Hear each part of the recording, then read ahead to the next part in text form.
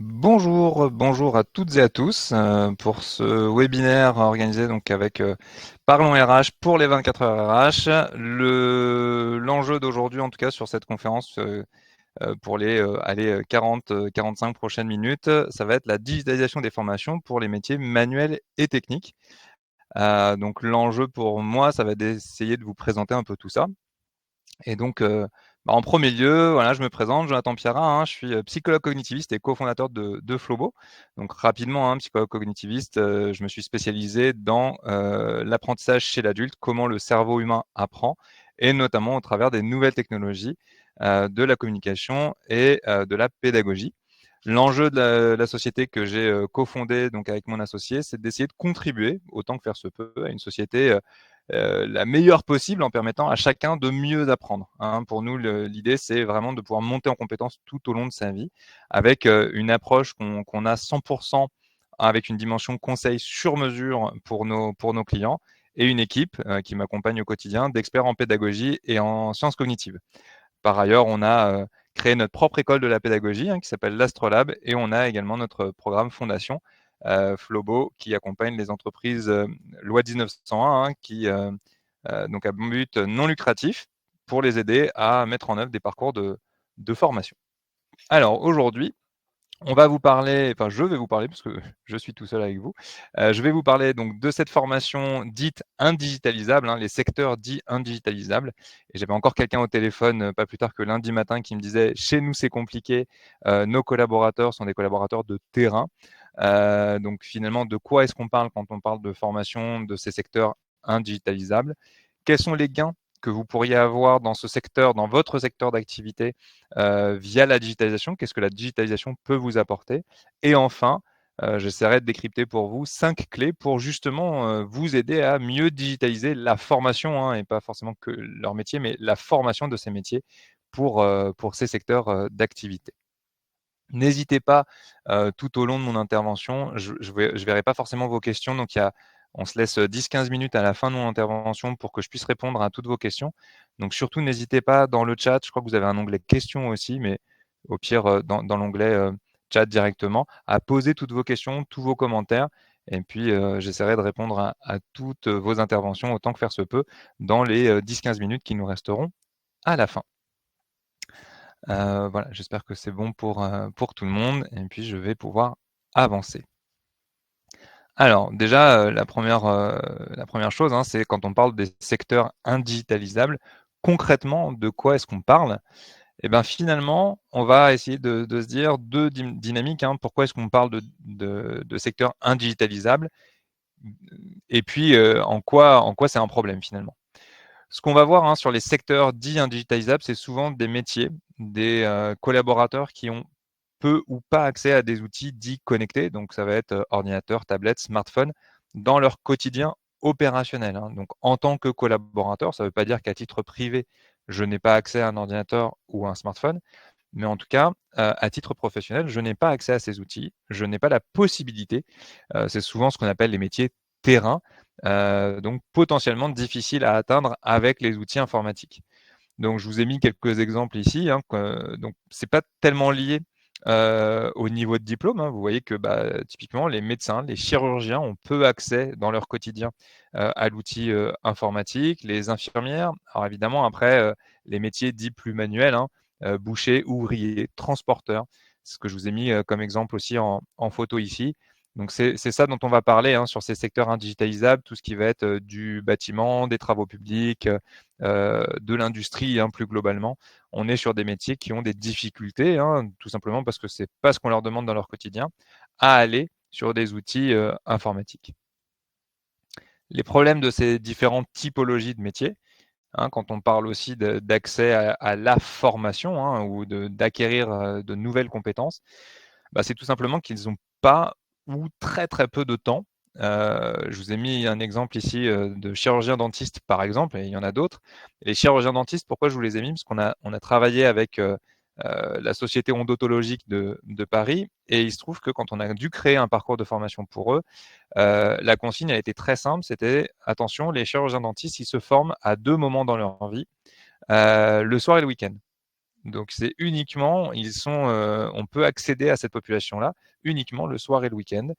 Et traditionnellement, ils se forment plutôt sous un format conférencier avec sur 2 ou 3 jours, donc surtout le week-end évidemment, où vous allez avoir plusieurs professeurs reconnus du secteur qui vont venir leur parler des nouvelles techniques, des nouvelles façons de faire, etc., etc. Donc on est sur des vraies problématiques d'accès en termes de temps aux enjeux de formation et de montée en compétences. La deuxième problématique qu'on a pu rencontrer chez Flobo depuis nos 5 ans d'existence maintenant, c'est des profils de collaborateurs qui vont être multilingues, multiculturels. Et donc là, on voit bien qu'on peut avoir une vraie difficulté à distribuer, en tout cas à animer des modules de formation pour des publics qui tout simplement ne vous comprennent pas. Je me souviens d'un de nos clients actuels, parce qu'il est toujours un de nos clients, qui formait ses collaborateurs à l'hygiène et à la sécurité. En 1 heure, il y avait 150 slides de PowerPoint à passer et il les faisait en français face à un public de Turcs, Vietnamiens, Roumains, Portugais, qui globalement ne comprenaient pas grand-chose. Et puis surtout, 150 slides en 1 heure, c'était un peu compliqué. Donc on voit bien qu'il y a un vrai sujet de multiculturel et surtout de langue, de compréhension de la langue et du français en formation qui peut toucher ces publics-là. Pas forcément le lieu aussi, quand vous êtes sur un chantier, sur un gros chantier en train de construire des tunnels, des routes, que vous êtes en train de construire un immeuble, bah, il n'y a pas forcément une salle dédiée pour les collaborateurs pour qu'ils aillent se former. Donc ça, c'est aussi une difficulté. De la même façon, on a travaillé avec des transporteurs de bouteilles de gaz et des gens qui mettent du gaz en bouteille, et ben, pour la cible des transporteurs, ben, ils n'ont pas de salle. Eux, ils sont à la sortie des usines, des lieux de stockage. Ils prennent les bouteilles, ils les mettent dans des compartiments pour les mettre dans des camions. Donc eux, ils n'ont pas accès forcément à des salles de formation. Et pourtant, toutes ces populations ont un gros besoin de formation, notamment parce qu'il y a une vraie transformation des métiers. On l'a à tous les niveaux, pour toutes les typologies de métiers aujourd'hui, il y a des vraies transformations. Alors évidemment, il y a l'arrivée des intelligences artificielles, mais pas que. On facilite beaucoup, en tout cas, on tente de faciliter énormément les tâches les plus pénibles. Donc on fait en sorte qu'il y ait de la robotisation. On va faciliter le travail autant que faire se peut au maximum des gens qui sont sur le terrain, justement. Et donc, il y a besoin de formation, il y a besoin d'accompagner ces collaborateurs vers les nouvelles technologies, vers ces aides-là, vers ces nouveaux métiers, ces nouvelles compétences. Donc, on voit qu'il y a une vraie dichotomie qu'il y a entre le fait que j'ai pas le temps, j'ai pas les moyens, j'ai pas les lieux, et pourtant j'ai beaucoup besoin de vous former. Et puis les entreprises, de manière assez globale, donc c'est pas évidemment vrai pour toutes les entreprises, mais c'est pas forcément sur ces populations-là qu'on met le plus de moyens. Déjà qu'il y a pas forcément, c'est pas forcément sur la formation qu'on va mettre le plus d'argent et d'investissement pour une entreprise, et en particulier sur ces types de populations. Donc on va être plutôt sur de la formation de ce qu'on appelait autrefois les cols blancs, donc les cadres en entreprise, beaucoup de formations sur le leadership, sur le management, qui touchent pas beaucoup ces collaborateurs-là. Et donc, finalement, ceux qui vont avoir le plus besoin d'être formés, d'être accompagnés, de monter en compétences, bah, c'est pas forcément ceux qui reçoivent le plus le bénéfice de tout ça, et donc ces formations-là. Donc voilà par rapport à finalement cette définition de quoi est-ce qu'on va parler maintenant. J'espère que vous avez bien ciblé les typologies et les types de problèmes, qui évidemment ne sont pas exhaustifs. Alors, les gains de la digitalisation. L'enjeu ici, on parle bien de digitalisation de la formation, donc c'est comment est-ce que, en intégrant des formations digitalisées, je vais pouvoir accompagner ces types de collaborateurs. Donc, ce qui va être intéressant, c'est qu'on va essayer de viser la meilleure efficacité possible de ces métiers. L'enjeu de tout parcours de formation et de tout parcours de montée en compétences, finalement, ça va être de permettre cette efficacité accrue des collaborateurs. Et donc, ce que ça va permettre, ce que le digital va nous permettre aujourd'hui, c'est déjà, dans un premier temps, de pouvoir diffuser des modules de formation, des modules de e-learning dans la langue de chacun. Ça peut paraître assez anecdotique, et en fin de compte, on se rend compte que les collaborateurs, quand on leur parle dans leur langue, c'est quand même beaucoup plus simple, c'est quand même beaucoup plus facile, et notamment sur des problématiques type hygiène, sécurité, santé au travail, qualité de vie au travail.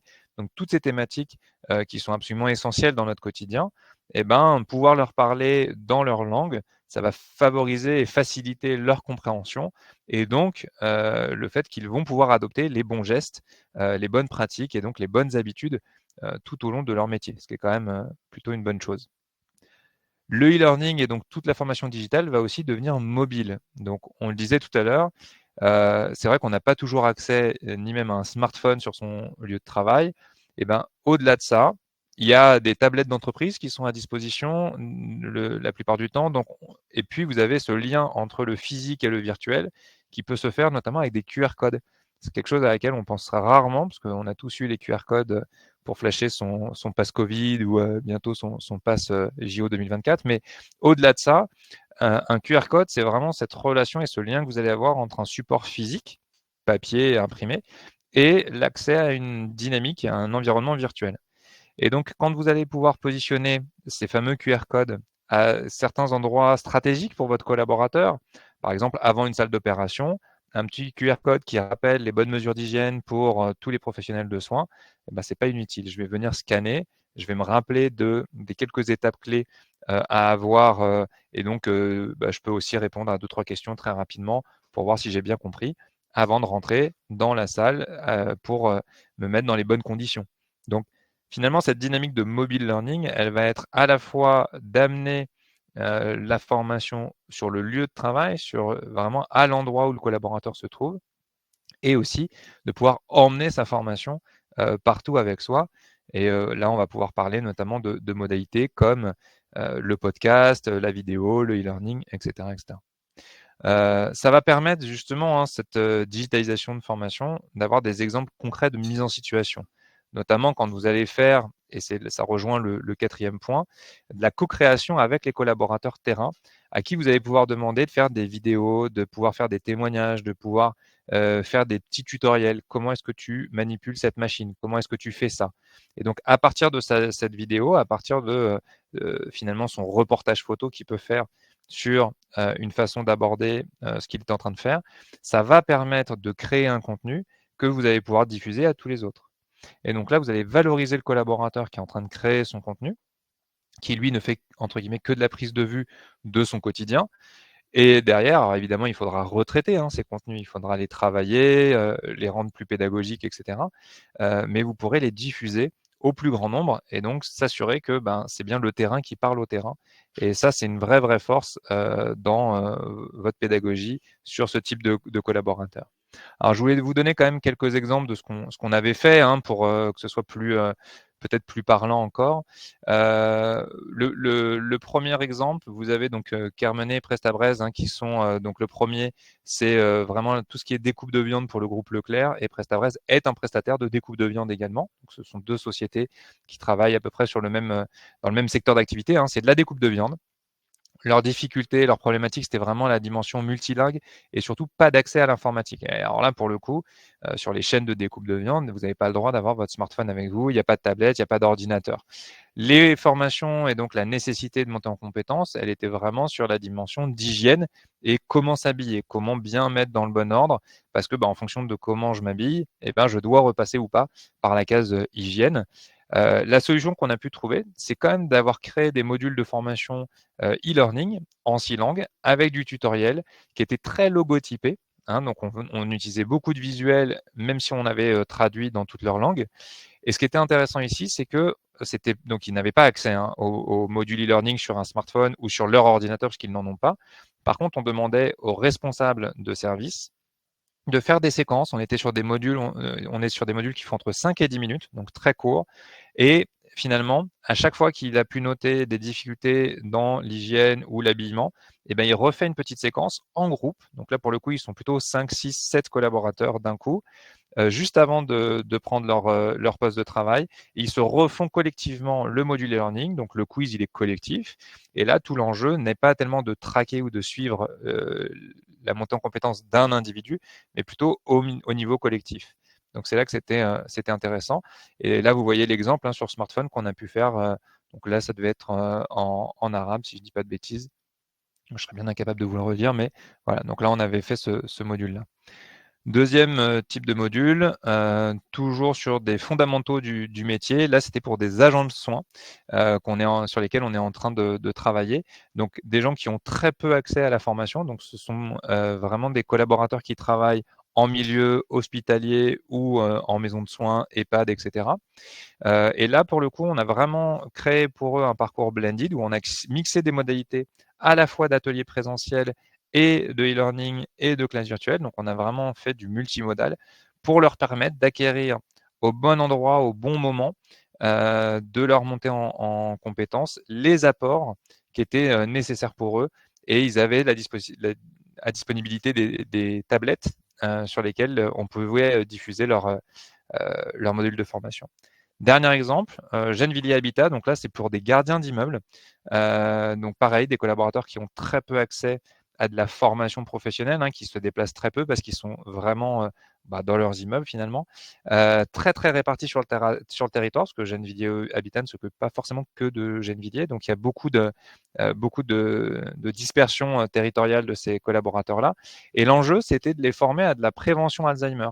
Donc moi, j'ai découvert à cette occasion-là que Gennevilliers Habitat souhaitait former ces gardiens d'immeubles à cette prévention-là, notamment pour que eux soient assez vigilants sur leurs résidents, donc des gens qui habitent dans des logements sociaux gérés par Gennevilliers Habitat, et qui soient attentifs à des signes précurseurs éventuellement d'Alzheimer chez leurs résidents pour pouvoir les accompagner, les alerter et finalement gérer leur quotidien.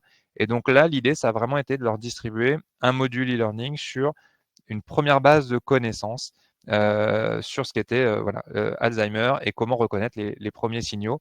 Donc là, on était aussi en module e-learning qui a facilité l'accès à cette première couche d'information. Je regarde le temps parce qu'il faut quand même que je vous laisse un peu le temps aussi à chacun de vous exprimer si vous avez des questions sur ces différents éléments. Le cœur du sujet, ce qui va, j'imagine, vous intéresser un peu plus, c'est ici, donc c'est les 5 clés pour digitaliser les métiers de ces différents secteurs. Donc la toute première clé est sans doute la plus importante pour moi, c'est que c'est pas parce que vous avez une culture présentielle qui est très ancrée dans votre entreprise ou même dans votre esprit, en tant que responsable formation ou en charge de ces sujets-là, que c'est forcément un obstacle. Finalement, on l'a vu, même dans des métiers où on nous disait c'est impossible de digitaliser, ils n'y auront pas accès. Je vous ai cité tout à l'heure aussi des transporteurs de bouteilles de gaz, des chirurgiens en odontologie pédiatrique. Finalement, quand on réfléchit à quelle est la vraie problématique, quel est le besoin qu'on a de compétences chez ces collaborateurs-là, on va trouver des modalités qui vont faire qu'on peut leur apporter, on peut leur donner accès à du contenu de formation, que ce soit encore une fois par juste le son avec du podcast. Et là, vous pouvez tout à fait travailler des parcours de formation assez complet avec des épisodes sous format de podcast. Ça va être du module e-learning, ça va être des parcours blended, etc., comme on l'a évoqué. Donc, ce qui va être intéressant ici, c'est que on a cette culture, surtout en France, beaucoup du présentiel. Mais finalement, ce qui va pouvoir vous aider, c'est déjà de commencer en utilisant un tout petit peu de digital. C'est pas forcément de tout révolutionner d'un coup, mais en tout cas de démarrer avec un peu d'approche hybride. Donc, vous pouvez commencer doucement en proposant des sessions qui soient distancielles, accompagnées de modules présentiels, mais qui vont venir plutôt renforcer, mettre en pratique les activités qui ont été vues, qui ont été étudiées au préalable en ligne.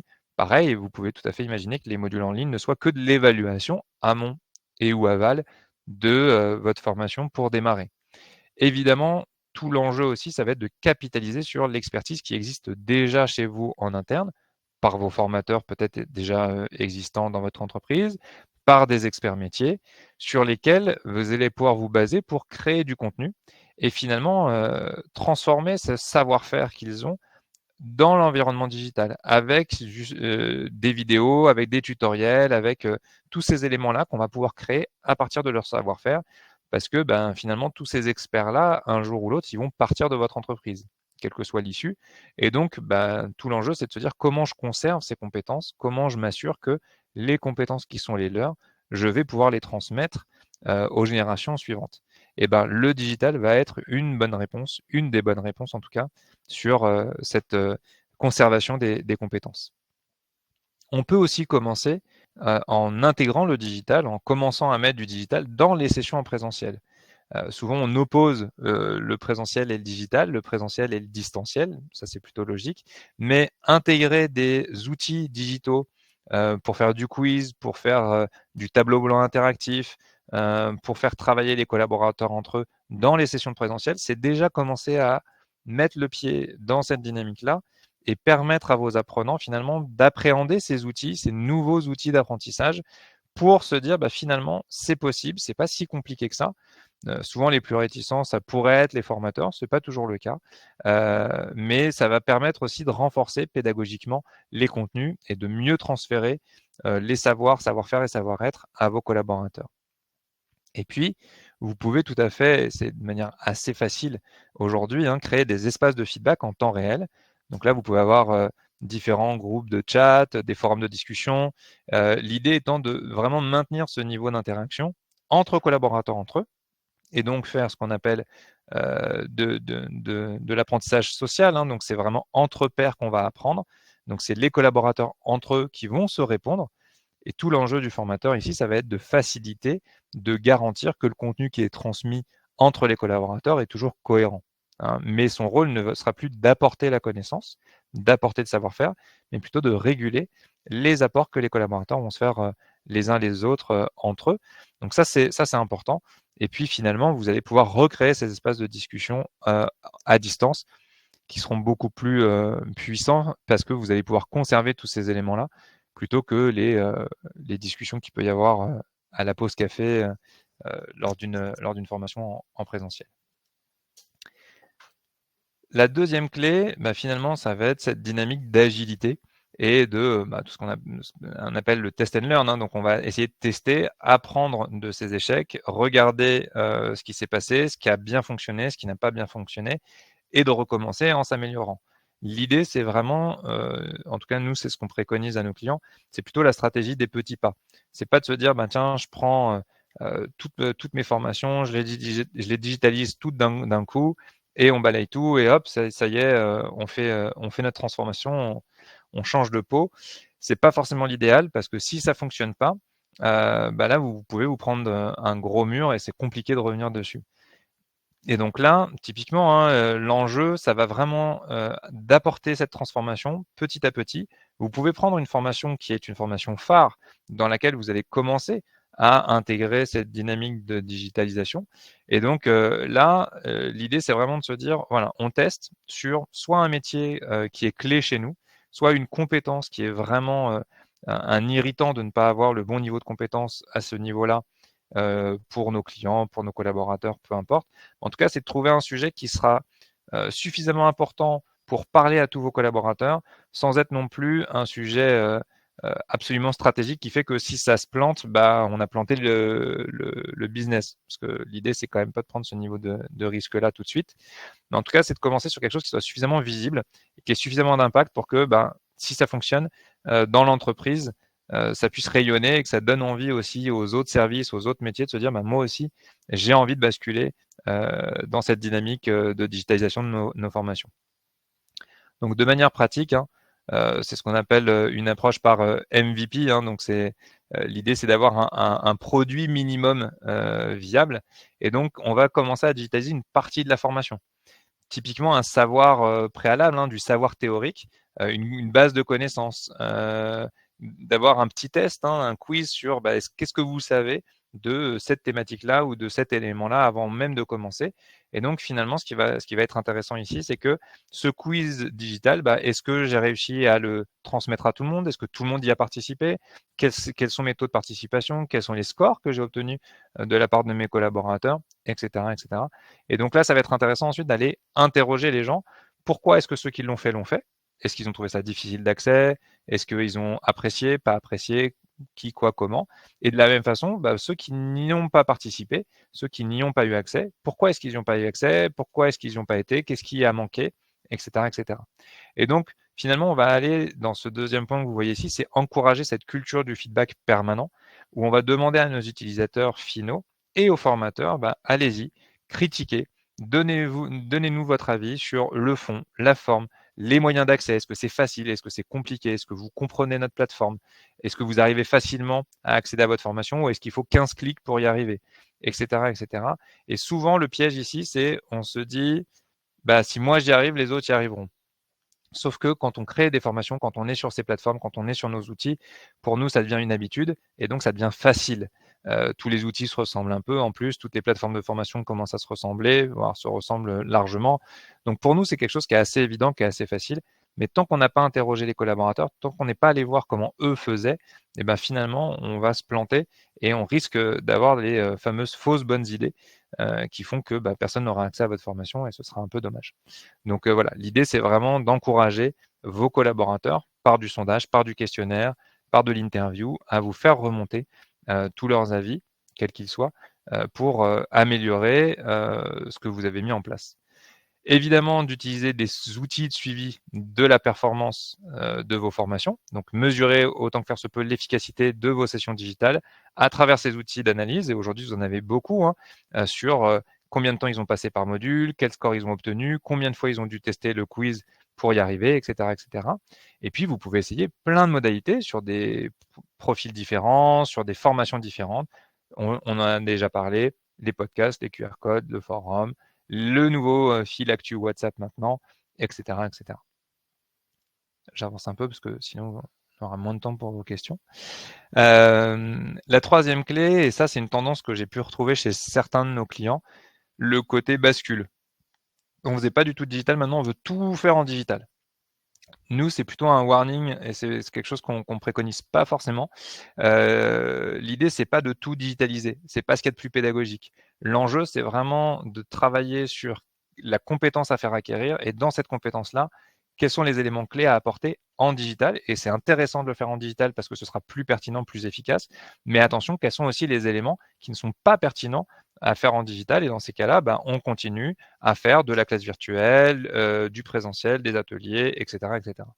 Donc ça, c'est vraiment important de bien choisir et de bien sélectionner ce qui nécessite ou ce qui ne nécessite pas de faire appel au digital. Donc l'idée, c'est vraiment de comprendre dans vos formations, dans les compétences, à quoi ça sert et en quoi c'est essentiel et important d'apporter ou non cette dynamique de digitalisation. Donc en pratique, c'est vraiment comprendre son contenu. Donc c'est un peu ce que je vous ai dit, notamment une rupture assez facile, ça va être tout ce qui va être de l'ordre de la digitalisation sur les contenus théoriques. Donc tout ce qui va être théorique, tout ce qui va être savoir, la connaissance, l'apport de connaissances, les modules e-learning vont être particulièrement adaptés sur cette dynamique-là. Et évidemment, tout ce qui va être mise en pratique, savoir-faire, entraînement, on sera plutôt sur du présentiel. Tout ce qui va être simulation, démonstration sur des tâches ou des compétences complexes, là, effectivement, les simulations numériques peuvent offrir une expérience d'apprentissage plus interactive et plus immersive. Donc, notamment tout ce qui va être les cases de réalité virtuelle, ça peut être de la réalité augmentée, etc., pour aider les gens à se projeter dans un univers, dans un environnement où la simulation, si on la faisait en vrai, c'est plus risqué. Un départ incendie, par exemple, un malaise, etc., etc. Pour nous, et c'est vraiment ce sur quoi on se base la plupart du temps, et notamment parce que la psychologie cognitive nous apprend que c'est ce qui est le plus efficace pour apprendre chez l'humain, c'est de créer des parcours, donc blended learning, où on va mixer, combiner les modalités pédagogiques, présentielles, distancielles, synchrones et asynchrones, pour créer vraiment des parcours qui soient complets, qui puissent s'adresser à tous les niveaux de collaborateurs et qui puissent être adaptés aussi à chaque typologie d'apprenants. Donc ça, c'est vraiment important d'aller combiner les avantages, mais de le faire de la bonne façon, évidemment. Prioriser la qualité sur la quantité. Donc c'est ce que je vous disais tout à l'heure, c'est vraiment de digitaliser d'abord et avant tout des contenus qui vous apporteront le plus de valeur ajoutée pour vous et pour vos apprenants. Donc notamment tout ce qui va être le savoir et les apports théoriques. Il vaut mieux qu'ils l'aient vu en une demi-heure ou en 3 fois une demi-heure en e-learning avant un atelier plutôt que le formateur passe une demi-journée à leur en parler. La quatrième clé, donc ça va être justement cette puissance finalement de la démo, de la démonstration. Et donc là, ce qui va être intéressant ici, c'est vraiment de mettre en place c'est vraiment cette stratégie des petits pas. C'est comment est-ce qu'on va illustrer les concepts, comment est-ce qu'on va illustrer ce qu'on veut tester de manière assez réduite, assez petite. Et donc finalement, on va pouvoir faire des démonstrations pour montrer à nos apprenants et à nos formateurs l'efficacité de ce qu'on veut faire. Donc notamment tout ce qui va être outils de capture d'écran, vidéo. Donc là, on va pouvoir faire des démonstrations sur des processus, des techniques complexes, l'utilisation d'outils informatiques, intégrer des démonstrations interactives. Donc là, vous avez des plateformes qui vous permettent et qui vont permettre à vos apprenants de participer à la démonstration en manipulant les outils, en répondant à des quiz et ils ont un retour direct, etc. Créer une bibliothèque de démonstration. Donc là aussi, c'est de proposer différentes démonstrations qui seraient préenregistrées pour que justement les apprenants puissent les consulter et y aller à leur propre rythme et finalement choisir la démo qui me plaît le plus et pourquoi cette démo-là, pourquoi est-ce que cette approche-là m'a plus plu qu'une autre. Et là, on rebondit sur ce qu'on disait tout à l'heure sur la culture du feedback. Évidemment, l'enjeu aussi, ça va être d'encourager vos formateurs à montrer des exemples concrets, à utiliser leurs études de cas, à créer des scénarios pour illustrer en vidéo, en photo, peu importe, la mise en pratique, la mise en application des différents concepts de leur formation. La dernière clé, c'est justement notre fameuse cible des formateurs, c'est de se les mettre dans la poche. Souvent, chez nos clients, c'est une cible qui peut dire et peut afficher que oui, je suis pour, oui, j'ai envie de digitaliser, oui, j'ai envie de me moderniser. Et puis concrètement, dans les faits, quand on commence à leur en parler, à vouloir les mettre en action, c'est plus difficile. Pour plein de bonnes et moins bonnes raisons. Il y a des raisons plus avouables que d'autres, et c'est pas très grave. Mais ils sont vos partenaires vraiment clés de succès dans cette création de formation digitale. Et il faut vraiment pouvoir compter sur leur engagement et leur soutien. Et donc ça, c'est vraiment important de les impliquer dès le début, en leur faisant identifier finalement qu'est-ce qui fait qu'aujourd'hui, dans l'unimodalité du présentiel qu'ils mettent en œuvre, ils ne sont pas pleinement satisfaits de la montée en compétences de leurs collaborateurs. L'idée, c'est vraiment de repartir des problématiques des formateurs pour dire, finalement, qu'est-ce qui pourrait nous aider? Ce serait bien s'ils savaient ça avant, ou si je pouvais connaître leur niveau, s'ils pouvaient réviser, s'ils pouvaient, après la formation, revoir un cas de figure, etc., etc. Et donc finalement, c'est partir des problématiques de vos formateurs qui vont vous donner, au travers de leurs difficultés et de leur monde idéal, les solutions de la digitalisation qu'ils souhaiteraient voir mise en œuvre dans leur formation. Donc c'est là que ça va être intéressant, et donc de pouvoir les consulter très rapidement dès la conception de vos formations, des modules pour justement bénéficier et de leur expertise sur le domaine et de leur adhésion dans le projet. Leur offrir évidemment des formations et leur permettre eux de se former sur l'acquisition de compétences dans la manipulation d'outils numériques pour créer et concevoir leur formation sur ces nouveaux outils, de leur créer une communauté de pratique, que les formateurs entre eux puissent partager leur expertise, leur expérience, leur dynamique de conseil, quitte à ce que vous puissiez créer même des groupes d'ingénierie pédagogique où ils vont se mettre à plusieurs pour construire une formation. Souvent, le formateur, c'est un métier assez solitaire où je vais construire tout seul ma formation et je vais la prodiguer tout seul. Et là, l'idée, c'est au contraire d'aller plutôt, pour eux aussi, leur créer un groupe, une communauté dans laquelle ils vont pouvoir se sentir plus soutenus et plus en collaboration avec les autres pour créer du contenu. Et évidemment, reconnaître et valoriser leur contribution en célébrant les succès et les innovations. Et l'idée, c'est qu'il y a des formateurs qui feront preuve, beaucoup pour certains d'entre eux, d'innovation, d'envie et qui iront même plus loin que ce que vous souhaitiez mettre en place au démarrage.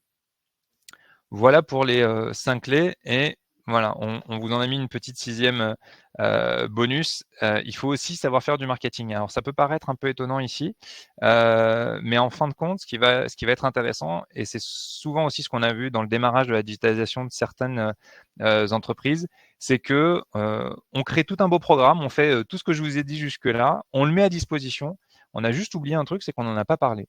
On n'a pas fait notre promo interne, on l'a pas dit, on l'a pas communiqué, et donc personne n'est au courant. Et donc finalement, ce qui va être intéressant ici, c'est d'avoir, dès le démarrage de votre projet, vraiment développer cette stratégie de communication qui soit la plus claire possible, en expliquant en quoi ça va être avantageux pour tout le monde, et pas juste en termes de bénéfices, parce qu'on fait moins se déplacer les gens, parce que c'est pas ça le sujet. Le sujet, c'est d'avoir une meilleure acquisition de compétences, d'utiliser justement très rapidement des témoignages, des études de cas de votre phase de test pour montrer comment d'autres apprenants ont bénéficié de ce que vous allez mettre en place. Créer des campagnes, ça peut être des jeux, ça peut être un jeu concours, ça peut être un quiz géant pour dire, voilà, ceux qui vont gagner vont pouvoir avoir tel ou tel bonus dans leur formation, peu importe. Mais l'idée, voilà, ça va être de créer du challenge, des campagnes d'emailing, les réseaux sociaux et vos canaux internes pour promouvoir finalement ces nouvelles formations et ces nouveaux formats de formation. Et puis, il va falloir mesurer l'impact de toutes ces campagnes marketing. Donc, il y a plein d'outils d'analyse pour comprendre finalement, est-ce que tous les efforts qu'on a fait à travers tout ce que je vous ai dit jusque-là, ça a apporté ses fruits ou pas, et évidemment de pouvoir ajuster vos efforts en conséquence. Ça, c'est vrai que souvent, on oublie cette dynamique-là de fin. Voilà, j'avais pas particulièrement de conclusion, si ce n'est que pour moi, la conclusion, c'est vraiment de se dire, il n'y a pas de métier sur lesquels il est impossible d'aller dans une dynamique de digitalisation de la formation. Vous pouvez transformer vos formations et intégrer du digital, quels que soient les métiers, quelles que soient les mécaniques de métier, ne serait-ce que pour positionner vos apprenants sur du niveau. Et donc ça va être très intéressant de vraiment travailler là-dessus pour l'ensemble de vos collaborateurs. Voilà. Avez-vous des questions? Donc je vais arrêter le partage d'écran pour pouvoir voir si vous avez partagé certaines questions. Alors je vois que c'est parti. Alors j'en ai une. Quelles sont les opportunités offertes par la digitalisation pour améliorer la qualité, l'accessibilité et l'efficacité de ces formations? Alors, les opportunités offertes par pour améliorer la qualité, l'accessibilité, l'efficacité. Et ben finalement, ce que vous allez avoir, c'est que vous allez pouvoir, à travers la digitalisation, permettre une plus grande diffusion de vos formations à un plus grand nombre. Et donc ça va être intéressant sur cette dynamique-là. La digitalisation, ça va permettre vraiment cette dynamique de globalisation. Donc vous allez pouvoir vraiment aller sur quelque chose de plus large. Après, sur l'accessibilité, si la question allait sur la dimension du handicap, pareil, sur certains outils de digitalisation de formation maintenant, vous allez pouvoir favoriser l'apport de contenu à une cible en situation de handicap, notamment parce que vous allez pouvoir mettre de la voix off sur tous les contenus qui sont écrits, vous allez pouvoir faire des effets de loupe aussi pour les collaborateurs qui auraient des problèmes de vision, etc. etc. Donc ça va vraiment pouvoir vous aider là-dessus. Quels sont les principaux défis rencontrés dans la digitalisation des formations aux métiers manuels et techniques? Ça, j'y ai pas mal répondu, je pense, au démarrage sur cette dynamique justement de on n'a pas forcément les lieux, pas forcément la technologie, le Wi-Fi qui passe pas forcément aussi là où on est. Il y a encore des endroits où ça passe pas partout. Donc ça, c'est effectivement c'est important d'y faire attention. Quels sont les rôles des différents acteurs, entreprises, organismes de formation, État dans la digitalisation des formations aux métiers manuels et techniques? C'est une très bonne question. Pour moi, la première dynamique ici, ça va vraiment être de se poser la question finalement, qu'est-ce qu'on a envie de faire et comment est-ce qu'on a envie de faire apprendre nos apprenants? Et donc, le rôle des différents acteurs, alors, en l'occurrence, l'État a sans doute un rôle à jouer dans l'accès à la montée en compétences. Et pour moi, le rôle de l'État, c'est plutôt d'aller pousser vers l'évolution des métiers, l'évolution des compétences, plutôt que de forcer les gens à continuer à faire le métier qu'ils font aujourd'hui sans évolution. Donc ça, je pense que c'est un premier élément sur la dimension de l'État. Puis de toute façon, vu les troubles actuels, on laissera dire le prochain gouvernement sur le sujet, si tant est qu'il puisse en parler. La dimension des organismes de formation, eux, ils doivent se transformer. Beaucoup ne sont pas encore à jour et ne se sont pas encore assez transformés sur cette dynamique de blended. Ils n'ont pas assez mis, pour moi, la pédagogie au cœur, dans le sens où la dynamique digitale et donc les parcours blended sont là pour favoriser la montée en compétences. Et donc, il y a beaucoup d'organismes de formation, et d'ailleurs, ça fait partie de 50% de nos clients qui commencent et qui ont commencé vraiment à intégrer cette dynamique, non pas juste de je mets un petit module e-learning de temps en temps pour dire que j'en ai, mais vraiment de refondre pédagogiquement toute leur ingénierie de formation pour créer des parcours blended plus efficaces. Et puis les entreprises, c'est aussi accepter que les collaborateurs, on va leur donner du temps pour se former, qui n'est plus du temps comme avant, c'est-à-dire 1 ou 2 journées, une fois tous les 3 ans, mais plutôt des temps, des moments de formation dédiés dans la journée.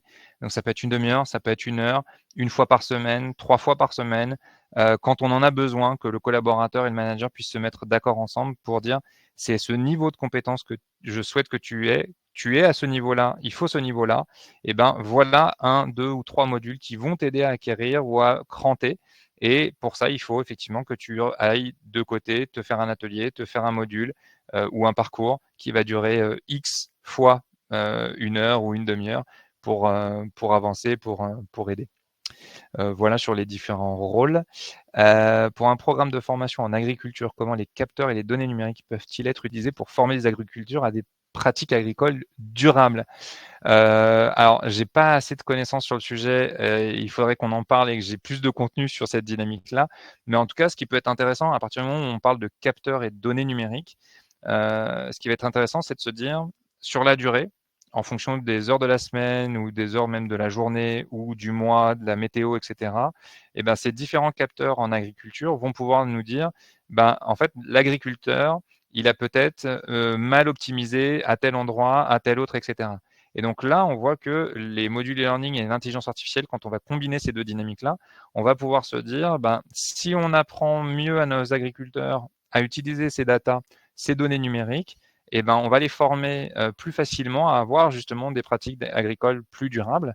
Et donc, c'est là où le digital va être intéressant, c'est d'aller capter, regrouper ces données pour apporter un meilleur rapport de compétences. Les tendances émergentes en matière de digitalisation des formations aux métiers manuels et techniques.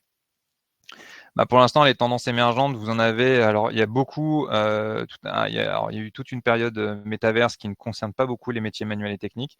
Ce qui va concerner beaucoup plus les métiers manuels et techniques, au-delà de l'intelligence artificielle et de la blockchain, ça va plutôt être tout ce qui va être la réalité virtuelle et surtout la réalité augmentée.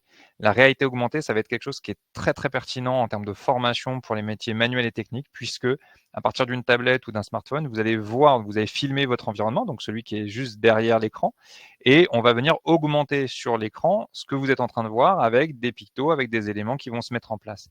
Et donc ça, c'est quelque chose qui existe depuis un certain nombre d'années, mais qui commence à percer de plus en plus. Et notamment, je vais vous prendre l'exemple chez Toyota, hein, les réparateurs Toyota. Et ben, vous avez un ingénieur en centrale qui a trois techniciens qui réparent des moteurs ou des voitures Toyota sur son écran. Et en fait, ils portent tous des lunettes. Et sur les lunettes, c'est un peu, c'est des anciennes lunettes Google. Alors, c'est pas des Google, mais c'est une autre marque. Mais je me souviens plus du nom. En fin de compte, ils portent tous des lunettes. Et donc, ils sont en train de travailler sur le moteur. Et l'ingénieur en centrale, il va pouvoir dire, bah, tiens, sur ce moteur-là, il va entourer sur son écran une zone pour dire, dévisse-moi cette pièce-là. Et finalement, le collaborateur, il est en train de travailler et il va avoir un rond qui va arriver sur la pièce et il va avoir, bah, dévisse-moi ça parce que je pense qu'il y a un problème ici. Et donc, on voit bien que cette technologie-là va pouvoir permettre d'apprendre aux collaborateurs sur le terrain, pendant qu'ils sont en train de travailler, le bon geste, la bonne façon de faire, voire des questions qui ne se seraient pas posées. Donc ça, je pense que sur ces métiers manuels et techniques, être équipé comment dire, de lunettes pour la réalité augmentée va être quelque chose qui va vraiment émerger, qui va vraiment être une grosse tendance de fond sur ça devrait arriver dans les 3-4 prochaines années assez rapidement. Et je pense que ça va être un gros changement ici. Comment favoriser l'engagement sur des formations digitalisées pour une population technique itinérante, technicien de maintenance, pas de PC avec un usage unique sur mobile? Alors, une des meilleures façons d'engager, de fidéliser les gens quand on parle de formation, ça va être il y a deux éléments clés, je pourrais en parler, je pourrais en faire une autre conférence, d'ailleurs c'est le sujet d'autres conférences que je fais aussi sur cette thématique d'engagement en formation. Le premier point, ça va être de leur donner du sens. À quoi ça sert d'écouter, de voir ce module de formation? Donc, est-ce que moi, je comprends bien l'enjeu et l'intérêt qu'il y a? Et donc, de passer beaucoup de temps et d'énergie à vraiment transmettre le sens, le pourquoi est-ce que c'est important pour nous que tu ailles sur ce niveau de compétence qui te sera fourni à travers ces modules de formation. Sur un public en itinérance, en particulier sur mobile, ce qui va être très intéressant, c'est de faire du lien dans un parcours blended, de faire du lien entre les modalités et à travers le storytelling. Raconter une histoire, les embarquer dans un univers, ça peut être celui de Harry Potter, ça peut être la conquête de l'espace, ça peut être une aventure dans la jungle, peu importe. Mais le storytelling, leur raconter une histoire, et notamment au travers d'épisodes de podcast, ils sont itinérants, ils vont pouvoir les écouter plus facilement entre deux clients, etc.